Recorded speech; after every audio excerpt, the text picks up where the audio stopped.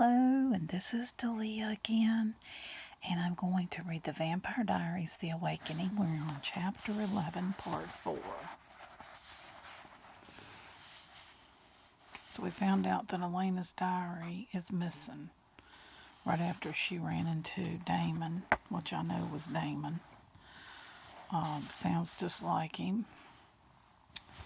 And he was at Bonnie's house when Bonnie did a spell. So I'm pretty sure it was him. And her dog ended up dead.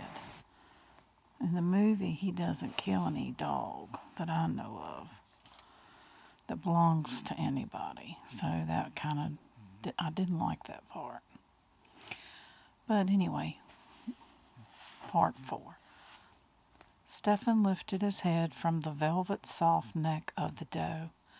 The woods were filled with night noises, and he couldn't be sure which had disturbed him.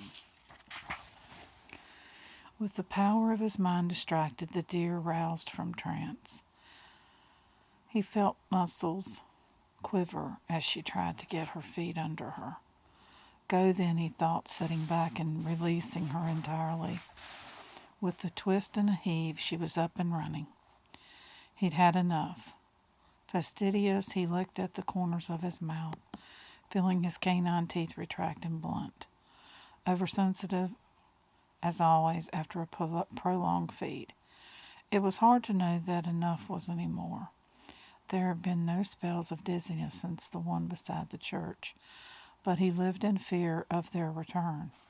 He lived in one specific fear, that he would come to his senses one day, his mind reeling with confusion to find Elena's graceful body limp in his arms, her slim throat marked with 2 red wounds, and her heart stilled forever.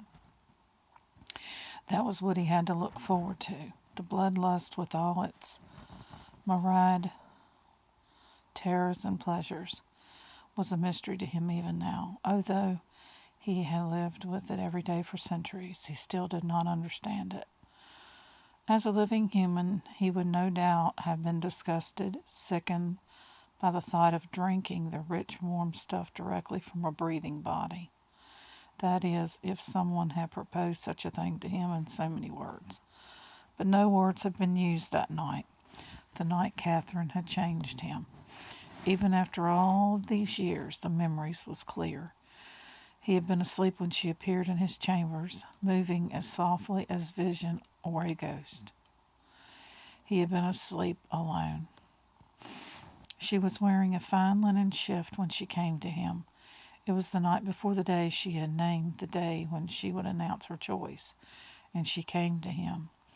A white hand parted the curtains around his bed, and Stefan woke from sleep, sitting up in alarm.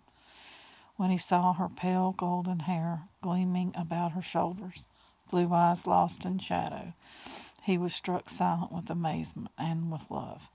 He had never seen anything more beautiful in his life. He trembled and tried to speak, but she put 2 fingers over his lips. "Hush," she whispered, and the bed sank under new weight as she got in. His face flamed, but his heart was thundering with embarrassment and with excitement. There had never been a woman in his bed before, and this was Catherine. Catherine, whose beauty seemed to come from heaven. Catherine, whom he loved more than his own soul.